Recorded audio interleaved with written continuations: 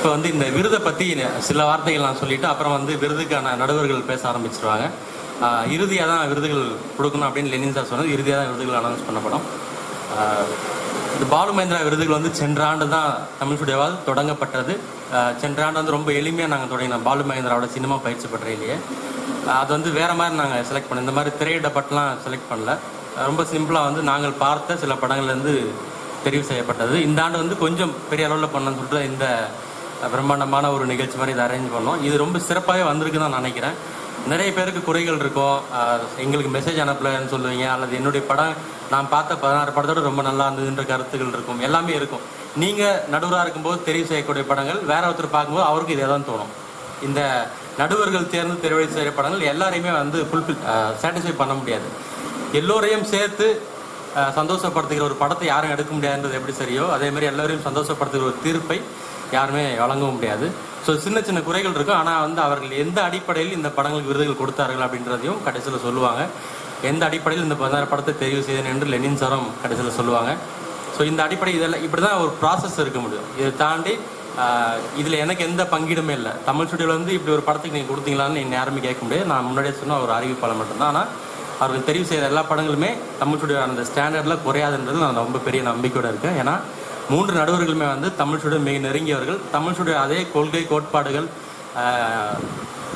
Ideology கூட ஒத்து வரக்கூடிய 3 தான் நடுவர்களாக இருக்காங்க. குறிப்பாக லீனா வந்து லெனின் சார் பேரில் இருக்கக்கூடிய அவார்டு வாங்கினவங்க. ஸோ அவங்களும் எங்களுடைய அந்த குழுவில் இருக்கிறவங்க தான்.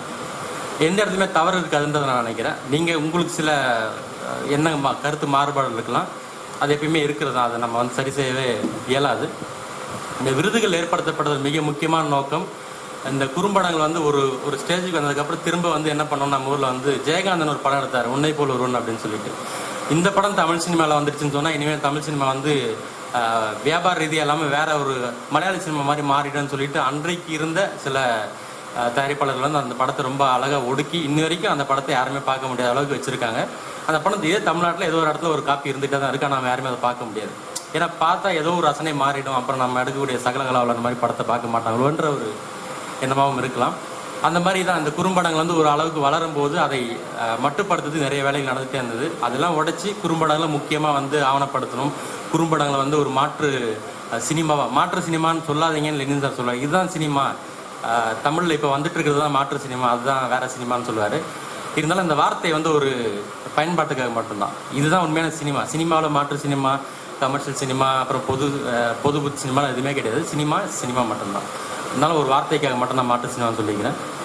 மாற்று சினிமாவாக குறும்படங்கள் மட்டும்தான் இருக்க முடியுங்கிறத நான் வந்து ஒரு நீண்ட கால ஆராய்ச்சி மூலமாக, ஆராய்ச்சின்னு சொல்ல முடியாது, ஒரு சாதாரண பார்வையாளர் இருந்து நான் வந்து தெரிஞ்சுக்கிட்டது தான். குங்குமம் பத்திரிகையில் நான் 40 படங்கள் பற்றி எழுதும்போது நான் முன்னாடி சொன்னது, ஈரான்லேயோ அல்லது மற்ற நாடுகள்லையோ வரக்கூடிய அந்த திரைப்பட புரட்சிங்கிறது தமிழில் நடக்கிறது குறும்படங்கள் மூலமாக தான். ஈரானில் நீங்கள் பார்த்து ஒரு சின்ன ஒரு லைனில் ஒரு கதை சொல்லிட்டு போவாங்க. சில்ட்ரன் ஆஃப் தி ஹெவன் என்ன பெரிய கதை இருக்குது, வேர் இஸ் மை ஃப்ரெண்ட் ஹோமில் என்ன பெரிய கதை இருக்குது, பரனில் என்ன கதை இருக்குது, எல்லாமே ஒரு லைனில் தான் இருக்கும். இது எல்லாத்தையும் ரொம்ப பெரிய முக்கியமானது வந்து ஒயிட் பலூன் அப்படின்னு ஒரு கதை இருக்குது. அதுலலாம் ஒரே ஒரு லைன் தான். ஒரு சின்ன குழந்தைகளோட அல்லது சிறுவர்களோட மனநிலை சார்ந்து அதில் வந்து ஒரு புள்ளி எடுத்து ஒரு கோடு போட்டு போகிற கதைகள் தான். அதை மாதிரி தமிழில் வந்து தமிழ் படங்களில், திரைப்படங்களில் பெரிய மாற்றங்கள்னாலும் தமிழ் குறும்படங்கள் அது மாதிரி நிறைய மாற்றங்கள் நடந்துகிட்டே இருக்குது. நான் நிறைய படங்கள் வந்து பார்த்து ரொம்ப சந்தோஷப்பட்டிருக்கேன். அதை ஃபில்ம் மேக்கிங்கில், திரைப்பட உருவாக்கத்தில் சில குறைகள் இருக்கும். அதை வந்து நம்ம தவிர்க்க முடியாது. ஏன்னா குறும்படங்கள் எடுக்கிற யாருமே வந்து முறையாக பயிற்சி பெற்றவங்க கிடையாது. அதை தாண்டி படிச்சுட்டு வந்தவங்களாம் கிடையாது. ஒரு உந்துதலில் நானும் ஒரு நல்ல கிரியேட்டராக வரணும், ஒரு கலைஞனாக மாறன்ற ஒரு உந்துதலில் குறும்படங்கள் எடுக்கிறவங்க தான். அந்த சின்ன சின்ன குறைகள் எல்லாம் வந்து காலப்போக்கில் தன்னால் மாறிடும். ஃபில்ம் மேக்கிங் இதை எடுத்து பழகிறது தான். அது நம்ம ஓன இந்த மாதிரி குறும்படம் எடுத்து பழகிட்டோம்னாக்கா அன்றைக்கி பெரிய ப்ரொடியூசருக்கு வந்து பெரிய பிரச்சனை இல்லாமல் தப்பிக்கலாம். ஸோ அப்படி ஒரு குறும்படங்களை வேறு ஒரு மாற்று ஊடகமாக மாற்றணுன்றதுக்காக தமிழ் ஸ்டுடியோ நிறைய முயற்சிகள் பண்ணிகிட்டே இருக்கும். அதில் முக்கியமான ஒரு முயற்சி பாலு மகேந்திரா விருது. ஒவ்வொரு ஆண்டும் தமிழில் வரக்கூடிய முக்கியமான குறும்படங்களுக்கு பாலு மகேந்திரா சார் பேரில் கொடுக்குறோம். எதுக்கு இதெல்லாம் பண்ணுறோம் அப்படின்னா ஒரு ரெக்கக்னேஷன் தான். ஏன் சினிமாவில் போய் எல்லாரும் சினிமா எடுத்து ஆசைப்படுறோம் அப்படின்னா அதன் மூலமாக வரக்கூடிய புகழும் பணமும் தான் முக்கியமான காரணம். இல்லவே இல்லை நான் வந்து சமூகத்துக்கு தொண்டு செய்ய போகிறேன், கருத்து சொல்ல போகிறேன் அப்படிங்கிறதெல்லாம் வந்து நம்மளை ஏமாற்றிக்க சொல்லக்கூடிய கருத்துக்கள் தான். உண்மையான நோக்கம் எல்லாருக்குமே வந்து ரெக்கக்னைசேஷன் தான். அந்த ரெக்கக்னைசேஷனை குறும்படங்கள் எடுக்கும்போதே கொடுக்கணும். அப்படி கொடுத்தா வந்து குறும்படங்களும் தனியாக ஒரு பேரலாக ஒரு மீடியமாக ஊடகமாக வளர்ந்துட்டு வரணுன்றதுனால தான் நாங்கள் இந்த குறும்படங்களை தொடர்ந்து முன்னெடுத்துக்கிட்டே போயிட்டுருக்கோம். உலகத்தில் வந்து எந்த பகுதியிலுமே வந்து ஒரு பேரலல் மீடியான்னு சொல்லுவாங்க, இணை ஊடகங்கள் அப்படின்றது. இதை வந்து யாருமே வந்து டச் பண்ணவே மாட்டாங்க. ரொம்ப டீசெண்டாக அதை பாட்டு வளர்ந்துட்டு இருக்கோம். பாப்புலர் சினிமா அது பாட்டு தனியாக ஒரு ஏரியாவில் வந்துட்டு இருக்கும். ஆனால் தமிழில் மட்டும்தான் வந்து பாப்புலர் சினிமா ஒரு பெரிய கள்ளிச்செடி மாதிரி தன்னை சுற்றி இருக்கக்கூடிய எல்லா செடியும் வந்து அழிச்சிட்டு அது தன்னால் வளர்ந்துட்டு போயிட்டே இருக்கும். ஸோ அதை தாண்டி இந்த மாதிரி பேரலல் சினிமா வளர்த்து எடுக்கணுன்றது தான் இந்த விருதுகளுடைய முக்கிய நோக்கம் அப்படின்றத நான் முடிச்சுக்கிறேன். ஏன்னா நிறைய பேசணும்னாக்கா இன்னும் பேசிட்டே போகலாம். அது வந்து இந்த நிகழ்ச்சியில் நான் அதிகமாக பேசக்கூடாதுன்னு நினைக்கிறேன். ஸோ அடுத்ததாக இந்த விருது நிகழ்ச்சியை பற்றி விருதுகள் கடைசியில் தான் அனௌன்ஸ் பண்ணுவாங்க. இதில் பங்கேற்றது பற்றி, இந்த விருதுகளில் பார்த்த படங்கள் பற்றியும், அதில் இருக்கக்கூடிய சில முக்கியமான குறைபாடுகள், சில படங்கள் இப்படி எடுத்திருந்தால் நல்லா இருக்குன்றதை பற்றியும் உங்களோடு கொஞ்சம் நீண்ட நேரமாக உரையாற்றுவாங்க லீனா மணிமேகலை மேடை கலைக்கு.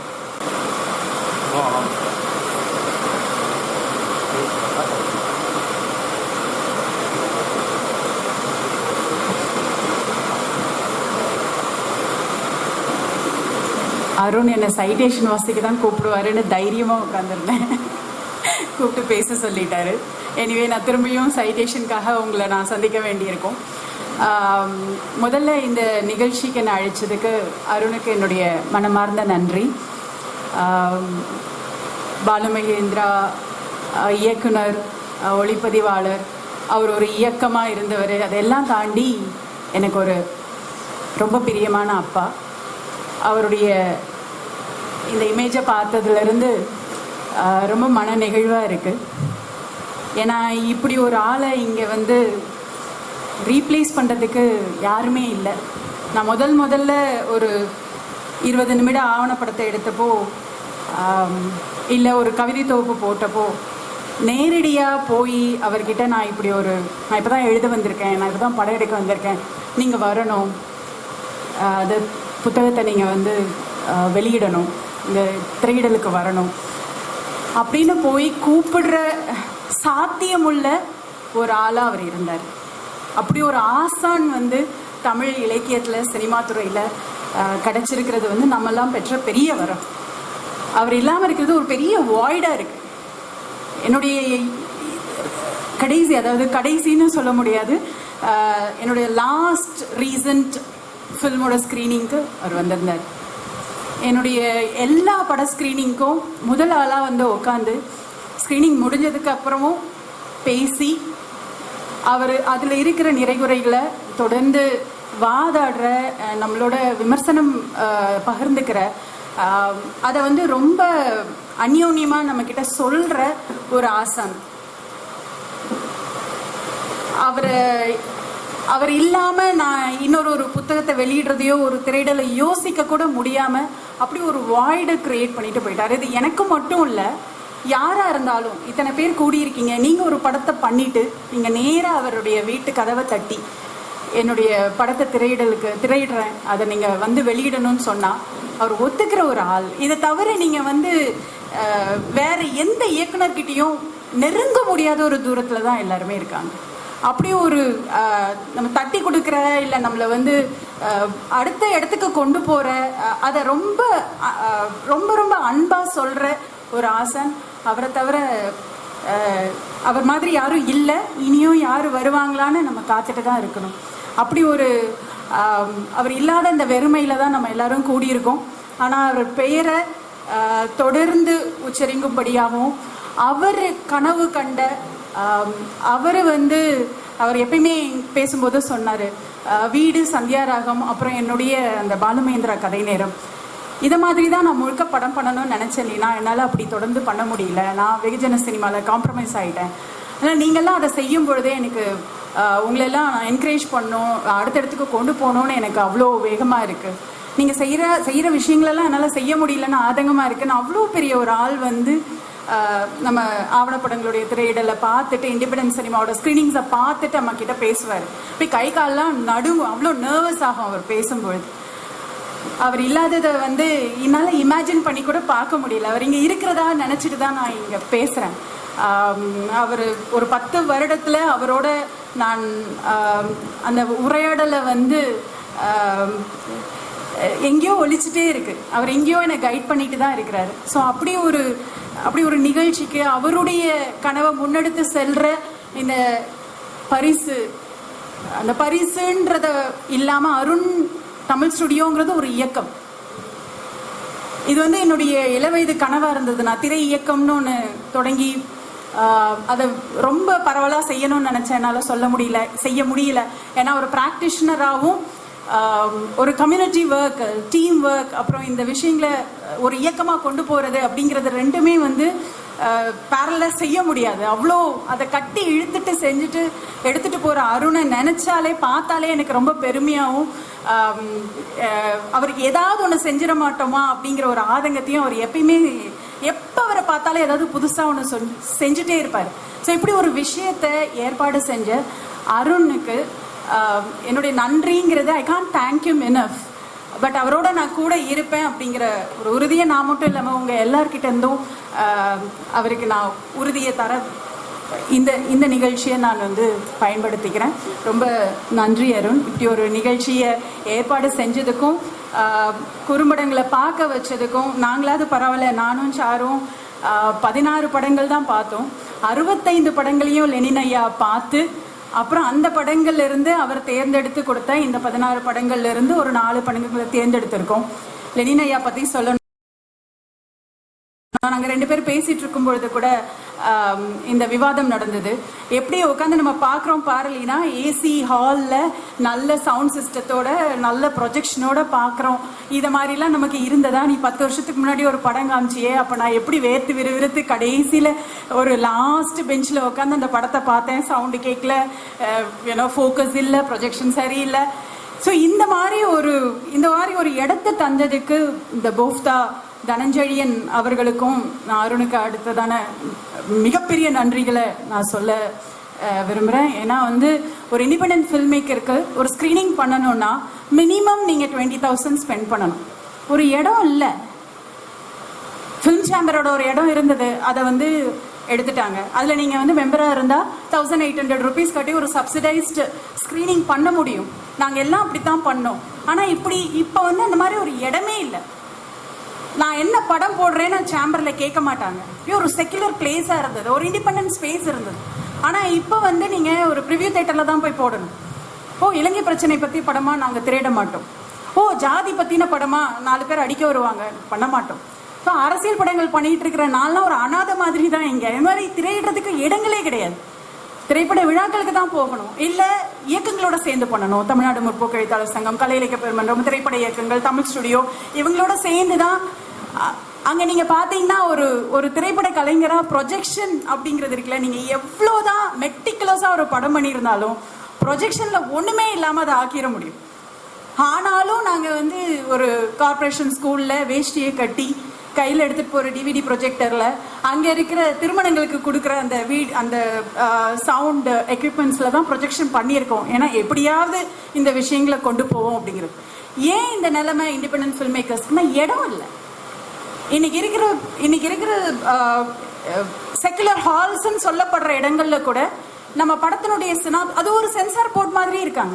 படத்தோட சினாப்சிஸ்ல இருந்து நீங்க என்ன பண்றீங்கன்னு இருந்து இது எதனால பிரச்சனை வராதா, இதுக்குரிய ரிவ்யூஸ் என்ன, இது எல்லாத்தையும் பார்த்துட்டு தான் ஒரு ஸ்கிரீனிங் ஸ்பேஸே கிடைக்குது. ஸோ இப்படியான ஒரு ஆர்ஃபன் மாதிரி ஒரு இண்டிபெண்டன்ட் ஃபில்ம் மேக்கர் உணர வைக்கிற ஒரு தமிழ் சூழல்ல தமிழ் ஸ்டுடியோ தொடர்ந்து இயங்கிட்டு இருக்கிறது நமக்கெல்லாம் கிடைச்ச பெரிய வரம். இன்னைக்கு வந்து ஒரு இண்டிபெண்டன்ட் ஃபில்ம் மேக்கரோட படங்களை கிராமங்கள் தோறும் கொண்டு போய் சேர்க்கிறார் அவர்.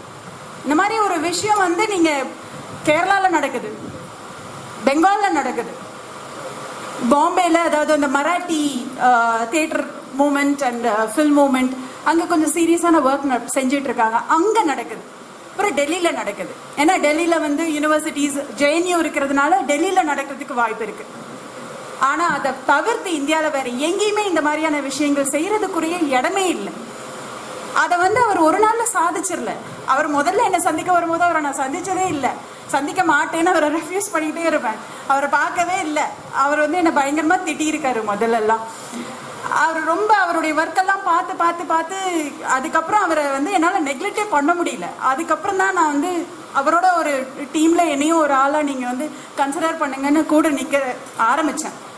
அப்படி ஒரு அயராத உழைப்பு, அந்த பேஷன் வந்து உங்கள் எல்லாருக்கும், நம்ம எல்லாருக்கும் தொத்துச்சுன்னா நம்ம செய்ய முடியாத காரியமே இல்லைன்னு நான் நினைக்கிறேன். இப்போ ஃப்ரெஞ்ச் நியூ வேவ் சினிமா மாதிரி நீங்கள் ஒரு நியூ வேவ் சினிமாவை இன்னைக்கு இந்த 16 ஃபில்ம் மேக்கர்ஸும் அவர் கார்த்திக் சுப்ராஜ் ரொம்ப அழகா anthology of short films release பண்ணாரு. ஃபர்ஸ்ட் ரிலீஸ், இப்போ செகண்ட் ரிலீஸ் போயிட்டு இருக்காரு.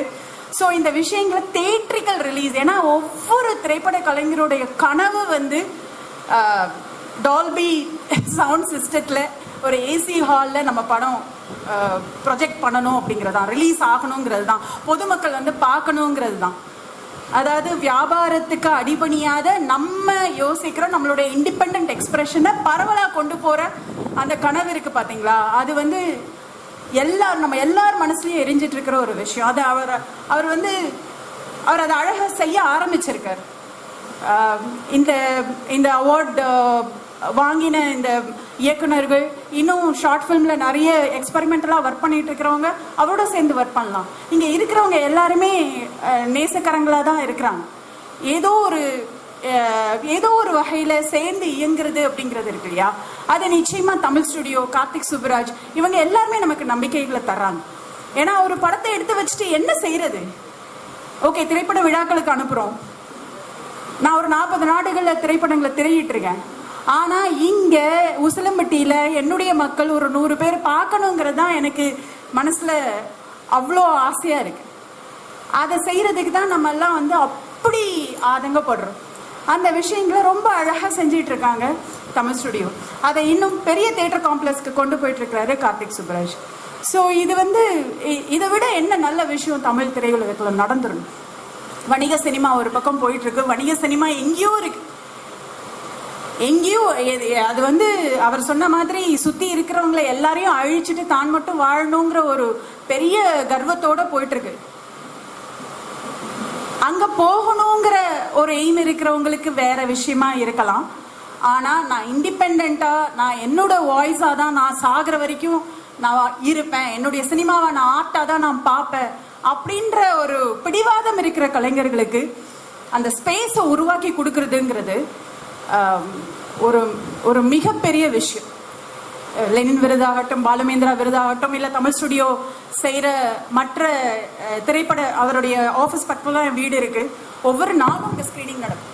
Every day, every month, every week screening நடந்துக்கிட்டே இருக்குது. அவருடைய ஃபேஸ்புக்கில் ஏதாவது ஒரு ஸ்க்ரீனிங் அனௌன்ஸ்மெண்ட் இருந்துகிட்டே இருக்குது. பார்க்கணும் இல்லையா, பார்த்தா தான் நம்ம ஏதாவது செய்ய முடியும். ஆனால் இதெல்லாம் பார்க்கறதுக்குரிய வாய்ப்புகளே இல்லை. நான் 2002 என்னுடைய முதல் படம் பண்ணும்பொழுது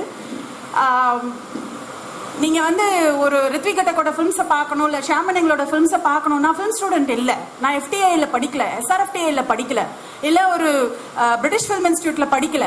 அப்போ நான் எங்கே போய் பார்க்குறதுனா பூனே ஆர்கைவ்ஸில் போய் நீ வந்து பிளாக் பண்ணி டைம் பிளாக் பண்ணி நீ பூனேக்கு கிளம்பி போய் தான் பார்க்கணும் அப்படின்னு சொல்லுவாங்க. ஆனால் டிஜிட்டல் ரெவல்யூஷன் வந்ததுக்கு அப்புறம் தான் தெருவுக்கு தெரு இப்போ நம்ம படம் பார்க்க முடியுது.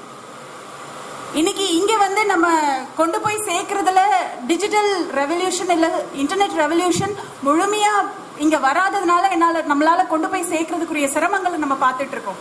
ஆனால் வெஸ்டில் எல்லாருமே அவங்களுடைய ஷார்ட் ஃபிலிம்ஸை வந்து யூடியூப்லேயும், விமியோலையும், நெட்ஃப்ளிக்ஸ்லேயும் ஸ்க்ரீன் பண்ணிட்டு போயிட்டே இருக்காங்க. அவங்க தியேட்டரில் இருக்கிற ரெவன்யூ விட ரொம்ப அதிகமாக அவங்களுக்கு ரெவன்யூ இன்டர்நெட்டில் ரிலீஸ் ஆகுறதுல கிடைக்குது. அந்த சிஸ்டத்தை அழகாக தொட்டு பேசிட்டு போனார் கார்த்திக். அந்த மாதிரியான முயற்சிகளுக்கு நம்ம எல்லாரும் சேர்ந்து நின்று அந்த நம்பிக்கையோடு நம்ம அடுத்த இடத்துக்கு கொண்டு போகணும். செங்கடலை வந்து இங்கே ரிலீஸே பண்ண முடியல, இப்போ வரைக்கும் ரிலீஸ் பண்ண முடியல. ஏன்னா அதில் நிறைகுறைகள் இருக்கலாம், அது ஒரு மோசமான படமாகவும் இருக்கலாம். ஆனால் அதை ரிலீஸ் பண்ணக்கூடிய வாய்ப்பு ஏன் எனக்கு மறுக்கப்படுது அப்படிங்கிறது ஒரு பெரிய பிரச்சனையாக இருக்குது. ஸோ அந்த கட்டத்தில் தான் தமிழ் ஸ்டுடியோ, அருண், இந்த கார்த்திக் சுப்ராஜனுடைய இந்த இனிஷியேட்டிவ்ஸ் இதெல்லாம் ரொம்ப முக்கியத்துவம் வாய்ந்ததாக இருக்குது. கோஃப்தா இன்ஸ்டிடியூட் இப்படி ஒரு இடம், இது வந்து லைக் இது ஒரு பெரிய ஃபெசிலிட்டி. இங்கே வந்து ஒரு 200 பேர் வந்து இப்படி ஒரு நல்ல ப்ரொஜெக்ஷனில் நம்ம பண்ண ஷார்ட் ஃபில்மை பார்க்க முடியுதுங்கிறது அவ்வளோ சந்தோஷமாக இருக்குது. அதனால் இதெல்லாம் செய்கிறதுங்கிறது பெரிய காரியம். அதை செஞ்சிட்ருக்கிற அருணுக்கும், இந்த இடத்தை தந்த தனஞ்செழியனுக்கும், இன்னும் இந்த ஐடியாலஜியில் ஃபில்ம் மூமெண்ட்டை முன்னாடி கொண்டு போகிற மற்ற ஃபிலிம் சொசைட்டிஸுக்கும், கூட நிற்கிற ரைட்டர்ஸ்க்கும், கூட நிற்கிற ஜேர்னலிஸ்ட்டுக்கும், மாலன் சார் தொடர்ந்து ஒரு இண்டிபெண்டன்ட் ஃபிலிம்ஸை என்கரேஜ் பண்ணுறவர், சாரு தொடர்ந்து எழுதிட்டு இருக்கிறவர் சினிமா பற்றி, சினிமாவில் கொஞ்சம் அவர் சேர்ந்து ஒர்க் பண்ணிட்டு இருக்கிறவர். ஆனாலும் அவர் ரொம்ப அவருடைய கிரிட்டிசிசத்தில் எந்த இடத்துலையும் அவர் விட்டு கொடுத்ததே கிடையாது. ரொம்ப காட்டமாக விமர்சிப்பார், கூடயும் போவார், டான்ஸும் ஆடுவார். ஆனால் அப்படி ஒரு பர்சனாலிட்டி இருக்கிறதுங்கிறது ஒரு முக்கியமான ஒரு விஷயம். ஸோ இவங்க எல்லாரும் சேர்ந்து இருக்கிற இந்த சபைங்கிறது பாலுமேந்திரா விருது, குறும்பட இயக்கம், இல்லை இண்டிபெண்ட் ஃபில்ம் மூமெண்ட், குறும்படம் ஆவணப்படம் அதெல்லாம் விட்டுட்டு ஒரு இண்டிபெண்டன்ட் ஃபில்ம் மூமெண்ட், ஒரு காத்திரமான திரைப்பட மொழியை இந்த இளைய தலைமுறை எடுத்துட்டு போறதுக்கான ஒரு களமா நான் இந்த இந்த நிகழ்ச்சியை பார்க்குறேன். இப்படி ஒரு நிகழ்ச்சியில் நானும் ஒரு ஆளாக வந்து நிற்கிறது எனக்கு ரொம்ப சந்தோஷமா இருக்கு. படங்களை பற்றி சொல்லணும்னா பெரியவங்க இருக்காங்க, பட் நானும் என்னுடைய ஒரு சில கருத்துக்களை சொல்கிறேன். 16 ஃபில்ம்ஸ் க்யூரேட் பண்ண 16 ஃபில்ம்ஸை நான் இன்னும் பார்த்தேன். எக்ஸ்பெரிமெண்டல் அப்படிங்கிற இடத்துல நான் வந்து கிரிட்டிக்கலாகவே சொல்கிறேன். நல்ல விஷயங்கள் இருக்குது. முக்கியமாக வந்து லிட்ரேச்சருக்கும் சினிமாவுக்கும் நடுவில் இருக்கிற அந்த ஒரு பூதாகரமான இடைவெளியை ஷார்ட் ஃபில்ம் மேக்கர்ஸ் தான் தகர்க்கிறாங்கன்னு நான் நினைக்கிறேன். அழகிய பெரியவனுடைய கதையும் சாருவோட கதையும் இன்னும் வந்து இலக்கியத்தில் இருக்கிற அந்த எழுத்தாளர்களுடைய அந்த இலக்கியத்தை சினிமாவுக்கு கொண்டு வர்றது அப்படிங்கிறத வந்து அந்த திறப்பை ஷார்ட் ஃபில்ம் மேக்கர்ஸ் செய்கிறாங்க. பாலுமேந்திரா அப்பா செஞ்சார் அவருடைய கதை நேரத்தில். அது வந்து ஒரு முக்கியமான டயலாக் அது நடக்க வேண்டியிருக்கு. லிட்ரேச்சருக்கும் சினிமாவுக்கும் அந்த டயலாக் நடக்க வேண்டியிருக்கு. இல்லைன்னா அது ஒரு முழுமையான ஆர்ட் மூவ்மெண்ட்டாக மாறாது. ஏன் கலையாக மாற மாட்டேங்குது சினிமா அப்படிங்கிறது ஏன் அப்படின்னா அந்த உரையாடல் நடக்காமல் இருக்கிறது தான். இங்கேருந்து எழுத்தாளர்கள் போய் வெகுஜன சினிமாவில் வேலை பார்த்தாலும் அவங்க வெகுஜன இயக்குநர்கள் முன்னாடி தோற்று தான் போகிறாங்க. கடைசியாக வெகுஜன இயக்குநர்களை சார் போட்டு பேசுகிற ஒரு இடத்துக்கு தான் போயிடுறாங்க. அது ஒரு மோசமான ஒரு நோய்க்கூறா ஆயிட்டு இருக்குது. அப்படின்னாலும் அழகிய பெரியவன் கதை இந்த மாதிரி வெளியில் நான் வந்து பொல்யூட் ஆக மாட்டேன்னு வெளியில் நின்று வேலை செஞ்சுட்டு இருக்கிற ரைட்டர்ஸோட சினிமாவை வந்து ரைட்டர்ஸை சினிமாவுக்கு கொண்டு வர்ற அந்த முக்கியமான வேலையை short film movement, independent film movement செய்யுது. அதை இந்த படங்கள் இப்போ மதியம் பார்த்த படங்கள் வந்து அதை செஞ்சிருக்கு. அது ஒரு முக்கியமான ஒரு விஷயமா பார்க்குறேன். அப்புறம் இன்னொன்று வந்து வெகுஜன சினிமாவுக்கும் இதுக்கும் ரொம்ப கேப் இருக்கே, நம்ம எங்கேயோ ஒரு ஓரமாக இருக்கோமே, அது வந்து வேற ஒரு விஷயமா இருக்கே அப்படின்னு நம்ம நினச்சிட்டு இருக்கோம். ஆனால் இந்த 10 இயர்ஸில் நான் ஒரு ப்ராக்டிஷனராக பார்த்தது என்னென்னா, நம்ம இண்டிபெண்ட் ஒர்க் வந்து தொடர்ந்து மெயின் ஸ்ட்ரீமில் இருக்கிற ஃபில்ம்ஸோட லாங்குவேஜை அவங்களோட ஃபார்மை மாற்றிக்கிட்டே இருக்கு, அவங்கள இன்ஃப்ளூயன்ஸ் பண்ணிக்கிட்டே இருக்கு. அதனால நம்ம இயக்கம்ங்கிறது பண்பாட்டு அசைவா நிச்சயமா ஒரு சலனத்தை ஏற்படுத்திட்டு தான் இருக்கு. அதனால நம்ம நம்பிக்கை இழக்க வேண்டியதே இல்லைன்னு நான் நினைக்கிறேன். அதே மாதிரி அந்த பார்த்த எந்த படமும் வந்து ஒரு ஷோரீலா, அதாவது இன்னைக்கு கார்த்திக் சுப்ராஜ் வராரு, அவர்கிட்ட இந்த ஷோரீலா இதை காமிச்சு நம்ம அவருக்கு அசிஸ்டன்ட் ஆயிடலாம் அப்படிங்கிற மாதிரி எந்த படமும் இல்லை. இதெல்லாம் வந்து நான் பார்த்த படங்கள்ல இருக்கிற பாசிட்டிவ் அம்சங்கள். கிரிட்டிக்கலாக சொல்லணும் அப்படின்னா எதுவுமே கலையாகலை. ரொம்ப நம்ம செலக்ட் பண்ண ஃபிலிம்ஸ் கூட அதுக்கு தொட்டு இருக்குன்னு சொல்லலாம், அங்கே அருகில் போயிருக்கு. ஆனால் ஒரு மாஸ்டர்ஸ் எல்லார் மாஸ்டர்ஸும் ஷார்ட் ஃபிலிம்ஸ் பண்ணியிருக்காங்க. அதெல்லாம் நம்ம திரும்ப பார்க்கணும், திரும்ப படிக்கணும். தார்கவ்ஸ்கி ஷார்ட் ஒர்க்ஸ் பண்ணியிருக்காரு, பிரசான் ஒர்க் பண்ணியிருக்காரு. ஏன் நம்மளுடைய இந்தியன் மாஸ்டர்ஸ் எல்லாருமே, ரே மாலன் சார் சொன்ன மாதிரி ரே, அப்புறம் ரித்விக் கட்டக், ஷாம் பெனகல், இப்போ லாஸ்ட் 2 வீக்ஸ் முன்னாடி கேரளா போனப்போ கிரீஷ் காசரவல்லி அடூர் கோபாலகிருஷ்ணனை பற்றி ஒரு ஒர்க் பண்ணியிருக்காரு. இந்த மாதிரி இந்தியன் மாஸ்டர்ஸ் தொடர்ந்து அந்த ஸ்பேஸில் ஒர்க் பண்ணிட்டு இருக்காங்க. அந்த படங்கள் எல்லாம் நம்ம தேடி பார்க்கணும். நிச்சயமா அருண் வந்து அது எல்லாத்தையும் உங்களுக்கு கொண்டு வந்து தருவார். பட் அதுலேருந்து நம்ம நிறைய கற்றுக்கணும். நம்ம வந்து ஒரு பாப்புலரிஸ்ட் டெலிவிஷனையும் சினிமாவையும் பார்த்துட்டு அதனுடைய சின்ன வெர்ஷன், அதனுடைய குட்டி வெர்ஷன்ஸையே பிரதியாக்கிக்கிட்டே இருக்கும். அது அந்த மாதிரியான சில பிரச்சனைகள் இருந்தது படங்களை பார்க்கும்போது. Use of music, use of sound. நான் வந்து ஃபர்ஸ்ட் ஃபியூ ஃபிலிம்ஸ் பண்ணப்போ ஒரு சவுண்ட் ரெக்கார்டிஸ்டே இல்லாமல் டாக்குமெண்ட்ரி போய் பண்ணிட்டு இருப்பேன். அப்போ நான் ஒரு ஃபெலோஷிப்காக படிக்க போடும்போது, கேமரா இல்லாமல் நீ ஷூட் பண்ண போயிருக்கியா, எப்படி நீ சவுண்ட் இன்ஜினியர் இல்லாமல் ஷூட் பண்ண போயிருக்க அப்படின்னு என்னை கேட்டார். பிபிசி ட்ரெயினர் தான் என்னை ட்ரெயின் பண்ணாங்க. அப்போ என்னை கேட்டார். இப்போ கேட்டோடனே எனக்கு ஒரு பெரிய அது கணக்கில் அரைஞ்ச மாதிரி இருந்துச்சு. சவுண்ட் வந்து எப்படி இமேஜுக்கு ஈக்குவலண்ட்டான ஒரு இடத்துல சவுண்ட் இருக்கு. It's all about light and sound இல்லையா?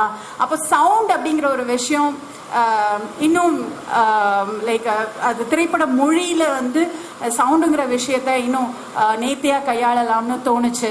அப்புறம் again and again mellow drama, again and again sentiments, ஒரு சினிமாவில் இருக்கிற உச்சபட்ச சாத்தியங்களை நம்ம ஷார்ட் ஃபிலிம்ஸில் யூஸ் பண்ணி செய்யலாம். ஆனால் அவ்வளோ வசதி வந்துருச்சு நமக்கு.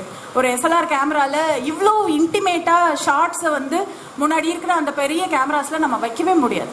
அனுராக் கஷ்யப் வந்து பாம்பே பண்ணிட்டு இருக்கிறாரு, ஆனால் அவர் ஷார்ட் ஒர்க் பண்ணிட்டு இருக்காரு தொடர்ந்து. அவருடைய ரீசன்ட் ஷார்ட் ஒர்க் ஒன்று ரிலீஸ் ஆச்சு. அவரும் ஆந்தாலஜி ஆஃப் ஷார்ட் ஃபிலிம்ஸை ரிலீஸ் பண்ணிட்டு இருக்காரு. ஸோ ஷார்ட் ஃபில்ம் அப்படிங்கிற ஒரு அந்த எக்ஸ்பிரஷனுக்குரிய உச்சபட்ச சாத்தியப்பாடுகள் டெக்னாலஜிக்கலாக நம்ம வந்து செஞ்சு பார்க்கணும். ஏன்னா அதுக்குரிய ஸ்பேஸ் அந்த அந்த மீடியம் ஆஃப் எக்ஸ்பிரஷனில் இருக்குது. அதெல்லாம் இன்னும் நிவர்த்தி செய்ய அது தொடர்ந்து நம்ம பார்க்குறதுனாலையும் இந்த மாதிரி நம்ம பேசுகிறதுனாலையும் அந்த உரையாடல் மூலமாக தான் நம்ம இடத்த ரீச் பண்ண முடியும். ஆனால் அது ரொம்ப தூரம் இல்லை அப்படிங்கிற ஒரு விஷயத்த சொல்லிட்டு நன்றி. லீனா திரும்ப வருவாங்க விருதுகள் அனௌன்ஸ் பண்ணுறதுக்கு. லீனா சொன்னாங்க, நான் முதல்ல பார்க்க கூட இல்லை, அவர் ஒர்க்கெலாம் பார்த்து தான் நான் வந்து பேசணும்னு சொல்லிட்டு. லீனா கூட பரவாயில்ல. லெனின் சார் வந்து இதை விட எனக்கு நிறைய முக்கியமான, இப்போ வந்து எனக்கு வந்து மிக முக்கியமான ஒரு நபர். எங்களை பற்றி வந்து தமிழ்நாடு முழுக்க எடுத்து சொல்லக்கூடிய மிக முக்கியமானவர். ஆனால் அவர் பேரில் ஒரு விருது ஆரம்பிக்கும் போது அவர் வரவே இல்லை. அவர் வந்து என் பேரில் விருதே கொடுக்கக்கூடாது, நீ யாரும் கொடுக்குறதுலாம் கேட்டார். ரொம்ப இதெல்லாம் அப்புறமா சொன்னார், ஏன் இதெல்லாம் நான் அவன்கிட்ட கேட்குறேன், இந்த நேம் ஆஃப் லவ் அப்படின்னாரு. ஸோ அந்த மாதிரி முன்னாடி எல்லாருக்குமே வந்து ஒரு முரண்பாடுகள் இருக்க தான் செய்யும். பட் லீனா வந்து நான் எல்லாத்தையுமே காசு கேட்டு தான் பழகும். என்கிட்ட யாரும் காசு கேட்டு நான் அது வரைக்கும் சந்திச்சதில்லை. ஏன்னா என்கிட்ட காசு கிடையாது. அது மாதிரி இருக்கும்போது நான் வந்து முதல்ல தனஞ்சன் சாருக்கு கேட்கும்போது கூட என்னோட 5ஆம் ஆண்டு விழா நடக்கும்போது எனக்கு பிரசாத்தில் புக் பண்ணி கொடுங்கன்னு அவர்கிட்ட முதல்ல கேட்டேன். அவர் கேட்ட உடனே புக் பண்ணி கொடுத்தாரு. ஸோ அந்த மாதிரி நான் எல்லாத்தையும் காசு கேட்டு தான் பழகுவேன். லீனாவுடைய படத்தை வந்து குறும்படத்தில் ஸ்க்ரீன் பண்ணோம், படம் கொடுங்கன்னு கேட்டேன். 500 ரூபா கொடுத்து வாங்கிக்கங்க அப்படின்னாங்க. யாரா முதல் நாளாக நம்மகிட்ட ஒருத்தர் காசு கேட்டிருக்காங்க அப்படின்னு நினச்சேன். ஸோ அப்படி தான் லீனா எனக்கு பழக்கம். அதுக்கப்புறம் லெனின் சாரை வந்து இப்போ அவருடைய பங்களிப்பு வந்து தமிழ் மிக அதிகமானது. இந்த ஒரு முக்கியமான இடம் அப்படிங்கிறது லெனின் சார், பாலு மகேந்திரா அவர்கள் கொடுத்த இடம் தான் தமிழ் ஸ்டுடியோவுக்கு அப்படின்னு நான் ரொம்ப பெருமையாக சொல்லிக்குவேன். அதேமாதிரி வந்து தமிழ் ஸ்டுடியோ வந்து தொடர்ந்து இயங்கும் போது இப்போ எல்லாருமே வந்து அருண் ஸ்டுடியோலாம் கூட மாற்றுறாங்க. எனக்கு ரொம்ப வருத்தமாகவே இருக்குது. ஏன்னா ரொம்ப கஷ்டப்பட்டு உருவாக்கின ஒரு பேர் தமிழ் ஸ்டுடியோ அப்படிங்கிறது. என்ன கஷ்டப்பட்டேன்னா ஒரு பெரிய கஷ்டமாக இல்லை, உருவாக்கின பேர் தான். அது உருவாக்கினதுக்கப்புறம் நிறைய கஷ்டப்பட்டோம். இந்த அருண் ஸ்டுடியோலாம் கிடையாது. நான் முன்னாடி வந்து தமிழ் ஸ்டுடியோட எங்கள் ஃபோட்டோவோ அல்லது என் பேரோ எதுவுமே வராது. தமிழ் ஸ்டுடியோன்றது மட்டும்தான் இருக்கும். யார் நடத்துகிறாங்க இனிமேல் தெரியாது. திடீர்னு நிறைய நண்பர்கள் வந்து எதுக்கு இப்படி ஒளிஞ்சிக்கிட்டு கோலம் மாதிரி எழுதுறீங்க அப்படின்னு நான் இதனடா வம்பா போச்சுன்னு தான் அருண்ன்ற பேரை முன்னாடி போட்டேன். நான் பின்னாடி அது இப்படிலாம் மருவம் தெரிஞ்சிருந்தா கோலையாகவே இருந்துக்கலாம்னு சொல்லிட்டு பேரே மாற்றிருக்க மாட்டேன். பட் திரும்பவும் நான் சொல்கிறேன், தமிழ் ஸ்டுடியோங்கிறது மட்டும்தான் நேம். இல்லை எனக்கு என்னுடைய பங்களிப்பு வந்து இதை முன்னெடுக்கிறது மட்டும்தான். அதனால் நண்பர்கள் வந்து இது என்னுடைய தனிப்பட்ட உழைப்பு இல்லை. இதுக்கு முன்னாடி நிறைய நண்பர்கள் உழைப்பு இருக்குது, நிறைய நண்பர்களுடைய உதவி இருக்குது, நிறைய பேருடைய நன்கொடைகள் இருக்குது. இது ஒரு தனிப்பட்ட நபருடைய அமைப்போ அல்லது ஒரு தனிப்பட்ட நபர் கட்டமைத்த ஒரு அமைப்போ இல்லை. அதனால் நீங்கள் தமிழ் ஸ்டுடியோ மட்டுமே சொன்னால் போதும். அருண் அப்படிங்கிறது இது முன்னெடுக்கிற ஒரு தனிநபர். நாளைக்கு நான் இல்லைனாலும் இந்த அமைப்பு தொடர்ந்து நடக்கும். இது ஒரு இயக்கம் தான். இது வந்து நானே தொடர்ந்து தமிழ் சினிமாவில் ரொம்ப கடுமையாக எதிர்க்கிற விஷயம் ஹீரோயிசம் அப்படிங்கிறது. ஹீரோயிசம்னால என்னென்னா தனிநபரை முன்னிறுத்தி செயல்படுறது தான். அதை இந்த இயக்கத்திலேயே நடத்தக்கூடாதுன்றதை நான் மறுபடியும் எல்லாத்தையுமே கேட்டது. இது நான் ஒவ்வொரு கூட்டத்திலையுமே கேட்டாலும் திரும்ப திரும்ப எல்லாரும் அருண் அப்படின்ற பேரை சொல்கிறீங்க. தமிழ் ஸ்டுடியோன்னு சொன்னாலே நான் ரொம்ப புலங்காகிதம் அடைவேன். அருண் சொன்னால் கொஞ்சம் கஷ்டப்படுவேன். அதனால் தமிழ் ஸ்டுடியோ மட்டும் சொல்லுங்கள்.